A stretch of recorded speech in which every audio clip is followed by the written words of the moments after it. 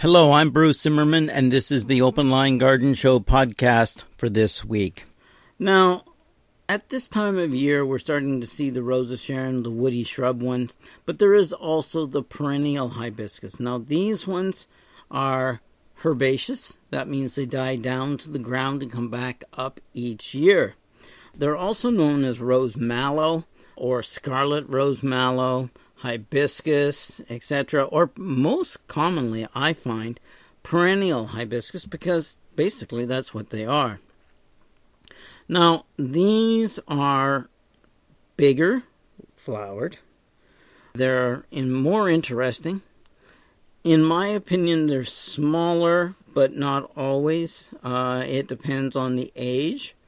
But also what you will find is that this one fits into a garden landscape much nicer. Gives you flowering again in late summer. Now, they're in bloom now, and you'll be able to see them, and you'll see, oh, look at that flower. Look how big it is. Simply because the flowers can be anywhere up to 10 to 12 inches across.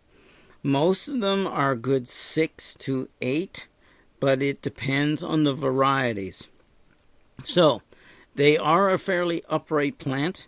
They're they can be 6 to 8 feet tall and 3 feet wide, but I found that that's so general that it's terrible.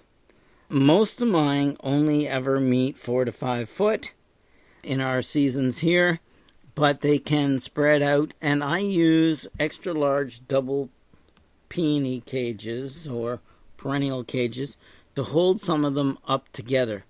Some of the weaker ones, some of the more aggressive ones, if you let them go and you overwater or overfeed them, they're all over the garden. They almost lay down. They grow so quickly, and they just go up and still attain the height, but they're much, much wider. There are a great many in this group. They are, in my opinion, the hibiscus to grow. A little harder to divide. They are divided in spring, in my opinion. They are done by seed, but the cultivars are done by division, and you have to get in early so you can see where the plant is alive. Now, you're going to guess on that because they actually, like the Rose of Sharon hibiscus, actually break from the ground late. So, you go in, you lift, you cut, and sometimes I just go in and take a section out, leave the old plant, and pot it up with the piece that is been removed. Leave the rest in the ground, put a good compost in next to fill the hole in. This helps to invigorate the older plant. At the same time, you'll find a lot of dead woody stumps in there that got pruned back either in the fall or the spring of previous years that are, of course, they die back down. But you'll get a herbaceous stem that can be anywhere from half an inch to an inch. I've even seen a few that were 1.25 inches in diameter. So you want to get rid of some of those dead ones. And they'll actually, when they're that dead, they usually just pull out by hand, and you don't pull any roots. You're just gently pulling them out. Because you got to remember, this plant comes up from that basal crown right there each year. The colors are wide-ranging. We'll go over some of the varieties. But the blooming time is, of course, mid to late summer, which is why they're in bloom now. They prefer moist, wetland areas, swamps and marshes, but the best performance occur in our gardens where it's a little moister or you are able to keep it a little moist. It's very tolerant of drier soils, but it likes to be planted in full sun or light shade.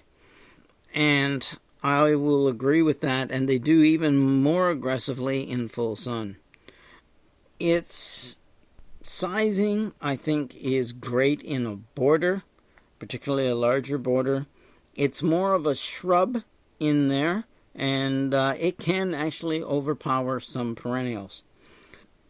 Simply because as it grows, it sort of shades them out. So be careful of that. Give it some room. If you're looking for some problems, there is occasionally problems with Japanese beetle, another one that Japanese beetle eat. But there's over 200 plants like that, so surprise, surprise. Hardiness is zone 5 to 9, and there are a lot of good varieties. What I would do with this one is I feed it in the spring when I start to see the new growth coming. I either use a granular or a water soluble. Now, if the ground is well drained and the season is warm but moist, then I don't mind using the water soluble. But I like a longer, slower, less of a push on heavier soils. So what I do is I put in a little bit, but don't overfeed them, okay? Because you'll get big, long, lanky leaves and stems, and you won't like them. Most of the varieties come with green leaves. They're usually nicely formed, medium green leaves, but there is a German breeding line that has the reddish leaves that go to a nice dark green and have red petioles on the leaves. Really pretty. Again, it falls into the same group, the same care as all the others. Some of the varieties that you'd be interested in is some of the, I think, older ones are good, but all of them. There used to be the series that was known as Dixieland or the straight variety, and they were smaller, more compact. And then there was the taller 6 to 8 foot ones. Well, the smaller ones had smaller flowers as well, but more of them. And then the bigger ones had bigger flowers, but less of them. So it was a matter of picking. Basic color range is white, pink, and red. A few exceptions. Now, Anna Rundell is a really old variety. It has large pink flowers. It's up to 9 feet wide. I did tell you that. It was going to be wide. And only 4 to 5 feet wide. The Lady Baltimores and Lord Baltimores are probably two of the most popular. It is the Lady Baltimore, pink flowers, of course, with the satiny red center, 4 feet tall. And it's been around for, I don't know, I would say 30 years or more.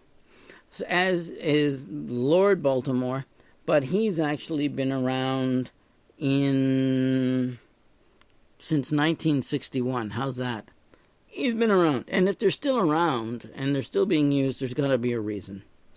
Lord Baltimore has vibrant red flowers, ruffled overlapping petals, 10-inch diameter flowers, 4 to 5 feet tall, and really nice. Now, there is another one that I grow, and it's called Blue River 2. It's clear white. Its flowers can be up to 12 inches in diameter. Mine are usually 8 to 10, simply because of the growing conditions. 4 to 5 feet tall is accurate. It comes up and does all the same things, same care.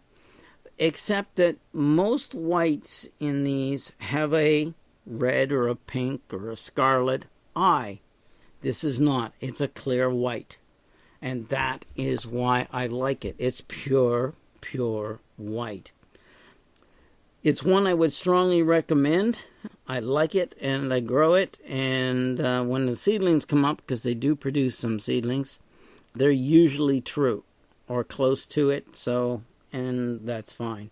There's a new cultivar called Sweet Caroline. It's a little newer, and it has pink flowers that are 9 inches wide on 4 to 5 inch tall plants. So there's that one.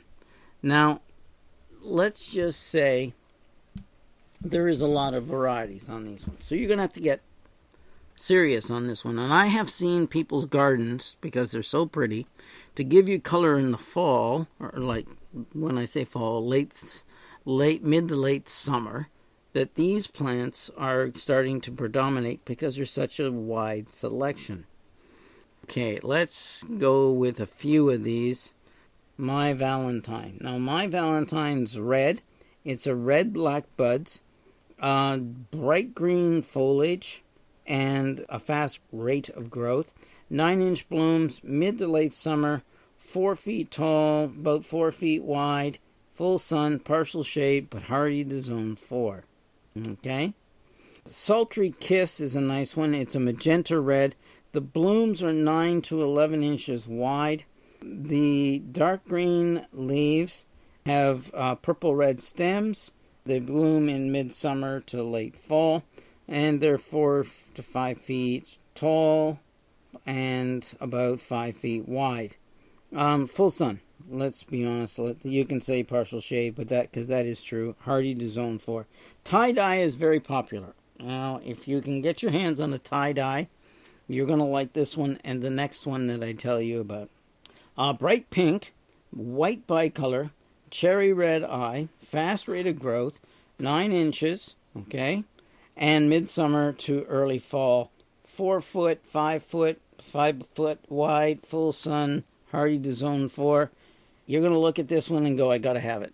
And then, of course, there is cherry cheesecake. Looks similar, not as much pink on it, so it's a little more white.